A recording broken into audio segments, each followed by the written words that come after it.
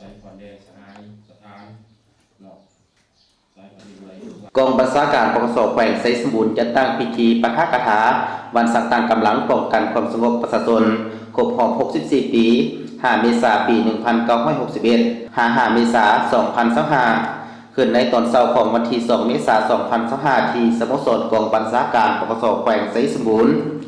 ภายใต้การเป็นประธานของสหายพันเอกอุไดอินสุวรรณเลขาคณะพรรคหัวหน้ากองบัญชาการปกสแขวงเข้าร่วมมีบรรดาสหายในคณะพรรคคณะกองบัญชาการหัวหน้าห้องกองพันป้องกันคดีคายคุ้มขังรับจ้างและแขกขี่ถึกเซินตลอดหอดนายเลยพลตำรวจเข้าร่วมในพิธีสหายพันโทของสมัยโซเซงทองหัวหน้าห้องการเมืองขึ้นผ่านข้อตกลงของทานเจ้าแขวงไสสบูรณ์และข้อตกลงของกองบัญชาการปกสแขวงว่าด้วยการย่อผลงานให้กับนายและพลตำรวจผู้ที่มีผลงานดีเด่นประจำปี 2024ให้เกียรติขึ้นมอบโดยสหายพันเอกอุไดอินสุวรรณเลขาคณะพรรคหัวหน้ากองบัญชาการปกสแขวงในโอกาสเดียวกันนี้สหายพันเอกอุไดอินสุวรรณเลขาคณะพรรคหัวหน้ากองบัญชาการปกสแขวงยังได้ปะทะกถาและหวนคืนประวัติความเป็นมาท่าแท้มูลเสื้ออันสง่างามผลงานไสสนะอันใหญ่หลวงของกำลังป้องกันความสงบประชาชนญาติมาได้ตลอดในญาติ64 ปีผ่านมากำลังป้องกันความสงบประชาชนแม่นกำลังประกอบอาวุธปฏิวัติอันแหลมคมโดยแม่นพรรคประชาชนปฏิวัติลาวเป็นผู้สร้างตั้ง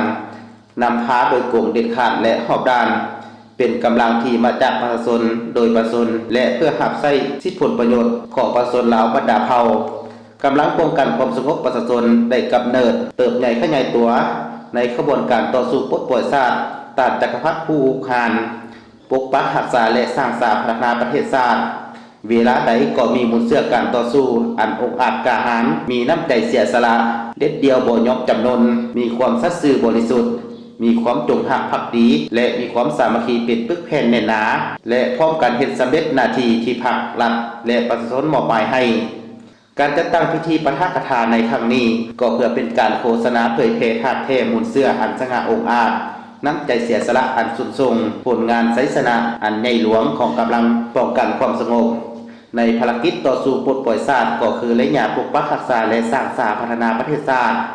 เนี่ยใส่เหตุให้นายและพลตำรวจภายในกองบัญชาการปกครองแขวงไสสบูรณ์ได้รับรู้เข้าใจแจ้งและเสื่อมซึมอย่างลึกซึ้งทั้งเป็นการศึกษาอบรมน้ำใจหักชาติหักระบอบประชาธิปไตยประชาชนสร้างความเชื่อมั่นต่ออุดมการณ์สังคมนิยมยกสู่สติระวังตัวต่อกลอุบายการหันเปลี่ยนโดยสติของศัตรู